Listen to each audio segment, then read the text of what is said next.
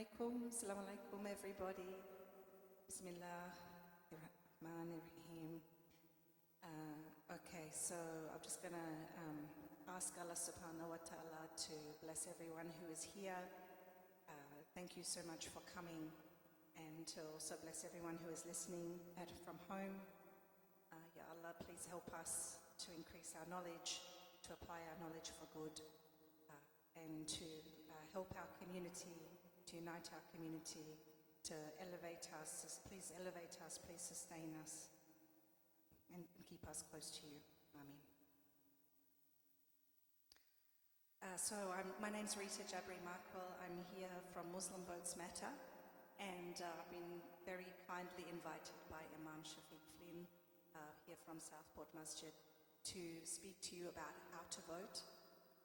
This is going to be a very simple presentation, and inshallah it's going to help you, not only to you, but to help you explain to other people how easy it is.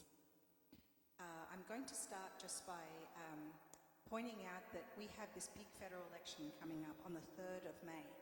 It's on a Saturday, and there is also a chance to vote early from Tuesday the 22nd of April at any early voting centre. But this election is for our federal government, which means that it's for the whole of Australia. And federal issues include defence, foreign affairs, immigration, social welfare, income tax. It also affects health and education. So it's different to when we have our state election. A state election is when we voted for the Queensland government, and that's issues to do with roads, hospitals, schools. And then it's also different again to when we have our local government elections, which are to do with roads, rubbish, etc. Thank you. So federal election is a really important election for us, because a lot of the issues that really affect our community, whether it's foreign affairs, decisions about Israel, Gaza, defence policy, AUKUS, the alliance with the US, counter-terrorism laws, immigration detention, all these things really impact our community. They're actually federal issues. So this is one of the most important elections for us to pay attention to. And as the Imam of the Bosnian Masjid always says, Imam Ensai says, if we don't pay attention to politics, they won't stop paying attention to us. So we need to stop being the subject of their interest and start becoming agents of our own future. So here we have the first. I'm just going to introduce. There's two houses in the Parliament. There is a lower house and an upper house. I want you to remember this. The House of Representatives is the lower house, and it is a green room. Okay, so when you see the colour green, and when you have a green ballot paper, it's because it's to do with the House of Representatives. Every area around Australia has a federal local member, and that person sits in this chamber. There is also, I'm just going to go further down.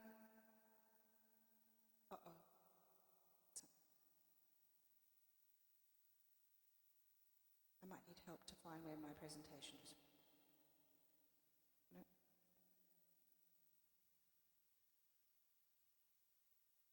I think I just did something, but I'm not sure where it's gone.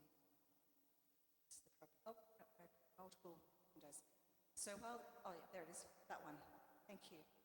Someone who's talented. All right, so I just want to move it up. Beautiful. Okay, so don't click anything. All right, so the House of Reps, you can see here that there is, it's about 150 people in there, and there are members of the government, and then there are members of the opposition, and then there's what we call the crossbench. And the crossbench are the people in the middle who are not Labor and they're not LNP. So those crossbench people are made up of independents and minor parties. So you might have heard of the Greens. They're a minor party. They're one of the biggest minor parties. There are lots of minor parties. And then there are independents that are running. Now, you might have heard of Brother Wadda running here in this seat. He's running as an independent. So So he's trying to become a member of the crossbench. The crossbench is really important, and in last election, about a third of all Australians gave number one to an independent, to a minor party.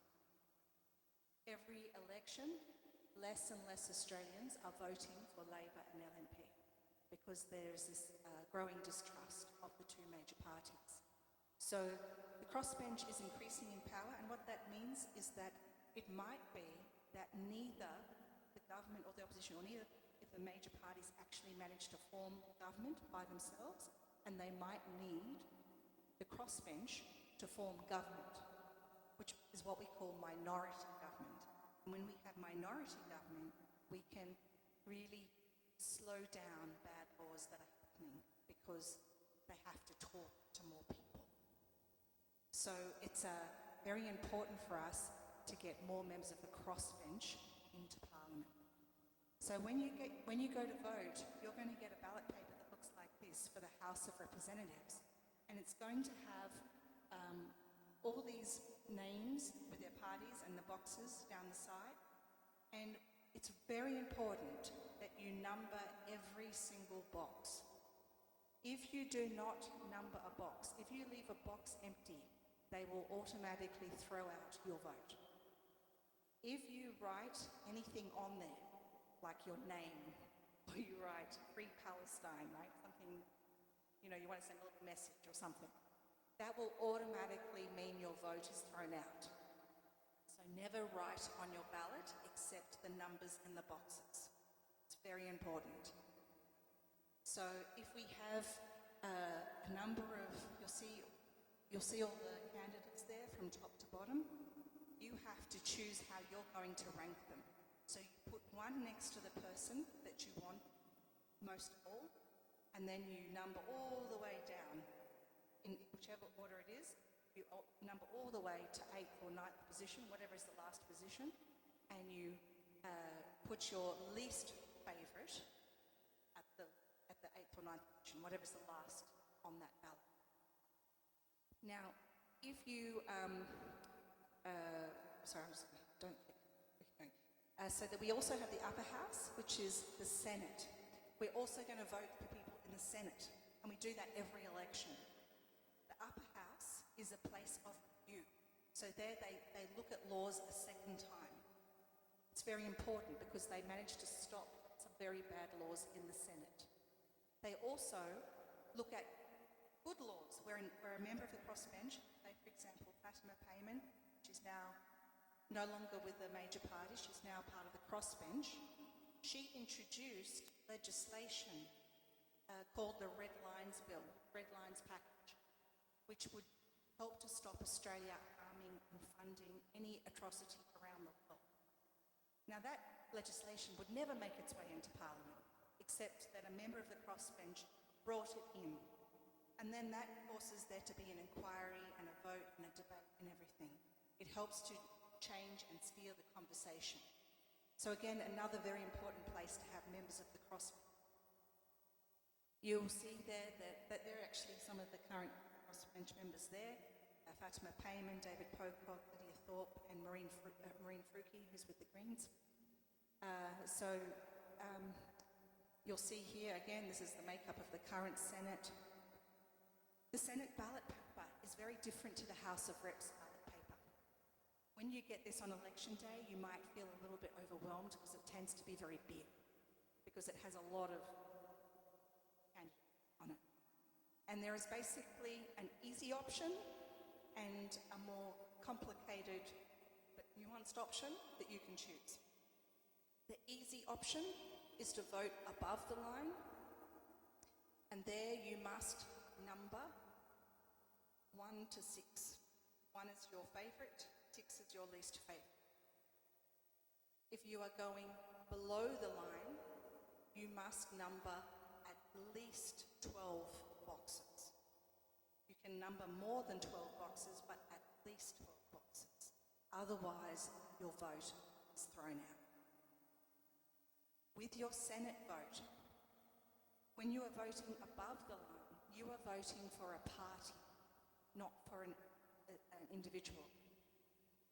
So the parties above the line, parties are basically groups of people that have come together and given the group a name, right? So we've got Liberal National Party, the Labor Party, the Greens Party. Each party has their own policies or their ideas. And when you go to look at this, you're going to see a whole bunch of parties that you've never heard of before. They're minor parties that are important to look at. And you can do your own research and look at the advice that comes from Muslim Votes Matter. And next weekend, inshallah, we'll be giving out voting guidance for every seat in every state around Australia. And that can give you just another perspective to consider. Because a lot of those little parties that you've never heard of, some of them have, some decent policies. Some of them have some weird policies. But at the end of the day, they are members of the crossbench, which means that they're not going to be one of the two major parties. That means that they are more likely to listen, to entertain a bill that is different, to consider perspectives when there is a harmful law there, and on the whole, it is better to give them priority. So it's important to really closely look at those strange little parties that you've probably never seen before. And MVM's very happy to help with this. So, yes, we will be voting for a member of the Senate and a member of Parliament. Yes, we're going to need to number every box. And the reason we number every box, particularly on the House of Representatives and on the Senate, we're going above the line, is because of preferencing. Preferencing is a great thing in Australia. What it means is that if you vote for a small guy, a small fish, that doesn't make it over the line, your vote isn't lost. Your ballot paper goes back into a pile, and then they look at who you put two next to, and then they redistribute that ballot to that candidate. And it keeps going. So what happens is, say, for example, they do the first count, where they distribute all the ones to all the candidates. And they say, okay, this candidate over here has the least amount of ones, so we're going to exclude them. So then they take that pile from that candidate, and they look at all those ballot papers, and they say, okay, on this ballot paper, this voter gave 2 to this candidate. On this ballot paper, this person gave 2 to that candidate. And they keep redistributing. So over time, as the next person is excluded, all the way down to leaving 3 candidates left, you will have all the ballot papers redistributed. The beauty of this means that your vote is not lost. Your vote does become more lost if you give high preference number to a major party. So if, for example, you give 1 to an independent, but you give 2 to Labor or NP, your vote does what we call become parked. And what we mean by parked is that because it is going to a Labor or an LNP, which are likely to be one of the final contenders in the race, it ends up sitting in that ballot pile for the rest of the count. It doesn't move around. So it's really important. There's been some studies on this which have shown that, in the last election, there were 25 seats in Australia where a member of the crossbench got the highest number of one. But out of those 25 seats, 24 seats there were, 24 seats. Out of those 24 seats, only 15 of those members actually won. So there was another 9 that got the most ones, but still didn't win. And the reason for that in this study was because too many voters gave 2 to a major party. And what we're talking about is there are some voters who are just getting used to the idea of leaving a major party behind, and so they feel more comfortable to do one with a minor party or independent, but still give their 2 to their major party. That's still quite harmful to the count, and you really want to try and put the major parties 5 and 6, or some people are saying 7 and 8 or 8 and 9 on the ballot, right? When you get the advice from Muslim Votes Matter, you will see some different suggestions for different seats based on the numbers. This is a good starting point for conversation in your family and amongst your friends. So that was about preferencing. So this is just, if you want to practice voting, the AC website has a page where you can practice. So it'll get you to practice on a practice ballot, and then it'll tell you, yes, you succeeded in making a valid vote, or no, you didn't, right? If you want to, go ahead and Google practice paper AC and it will come up. So please do pay attention for when MVM's How to Vote cards come out.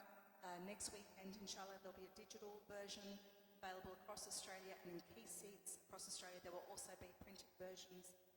We'll be focusing on Moreton in South Brisbane in Queensland with printed versions. I just wanted to mention that there has been a huge research process that's gone behind all of this. So much endless research. So hopefully it will help, inshallah. So let's go. I thought someone was telling me my time's up. I'm pretty much finished anyway. So I just wanted to say, if you aren't already following MVM socials, please do. There's a lot of good information there, and we also share information about some of the candidates that were endorsed around Australia because they performed so well on our questionnaire.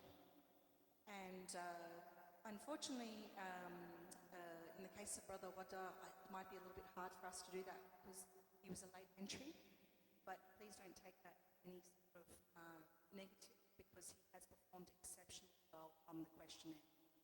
So he's actually someone that would have been, if he'd been entered in early. So please do give your support to independent candidates in the crossbench. Please do consider how to make sure your vote counts. And if anyone tells you that voting is haram or that, shouldn't vote, I'm not going to get into all the religious scholarship. That's not my forte. I need to increase my knowledge there. But I will say this. I do know that Islam is about reducing harm. And if we don't vote, we actually increase the pool or the share of votes for the most harmful people, for the parties that are doing the most harm. If we exclude ourselves from the vote, we increase their share. So every time we vote, we just decrease their share a little bit. It's a very small act. It takes 5 minutes or less, but it's so important as a collective thing. So inshallah, we can make a really good difference. I'll just see if there's anyone who wants to say anything or ask any questions.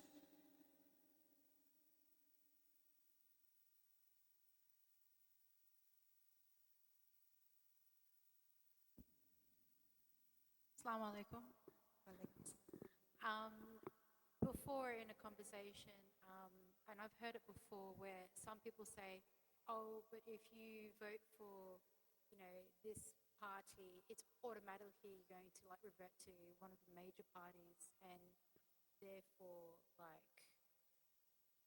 how does my vote count type of thing. I get, you've explained preferences, but this is, I think, outside of that. Could you maybe clear up if you're possible? Yeah, it's a great question. So the question is, what do we do where some people say that preferencing doesn't really matter because your vote ends up going to a major party anyway. Look, it depends on the seat. So in some seats, you look at Toowoomba, for example, the seat of Groom.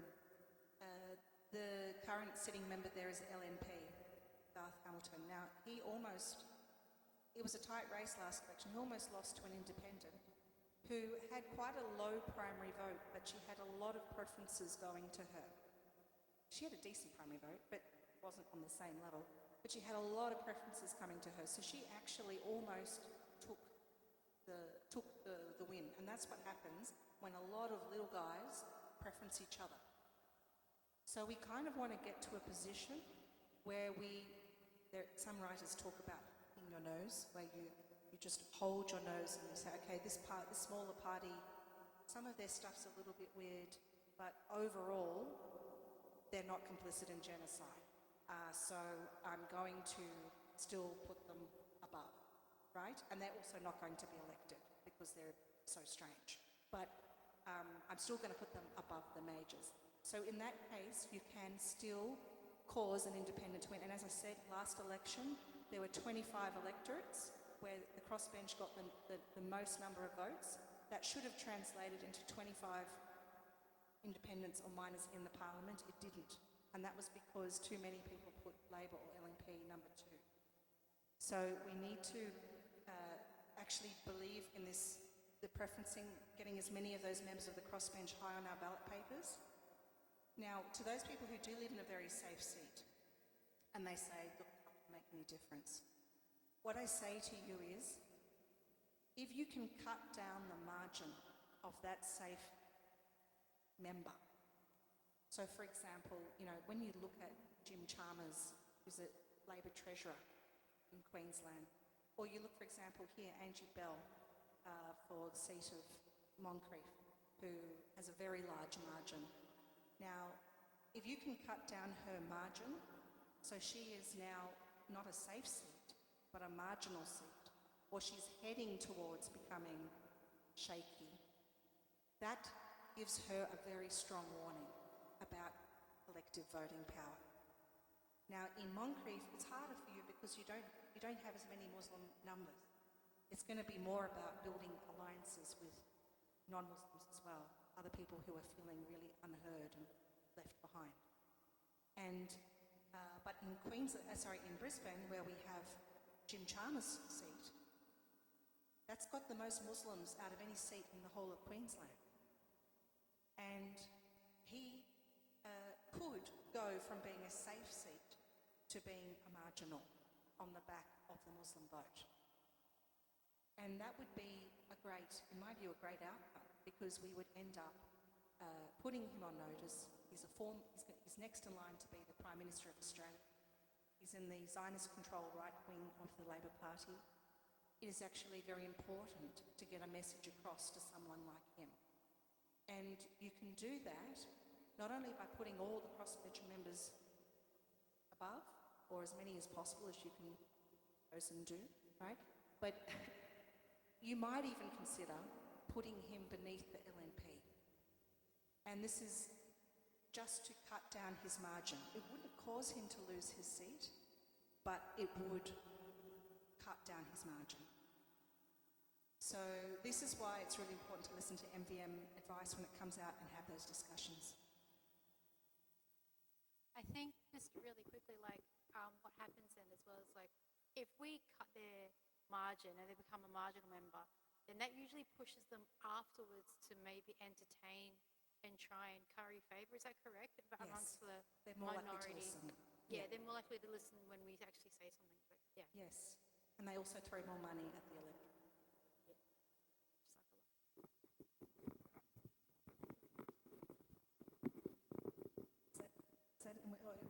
Thank you so much. I would like to thank our dear sister Rita for her time. I drove from Brisbane back here, so I know how dreadful it is this time of day.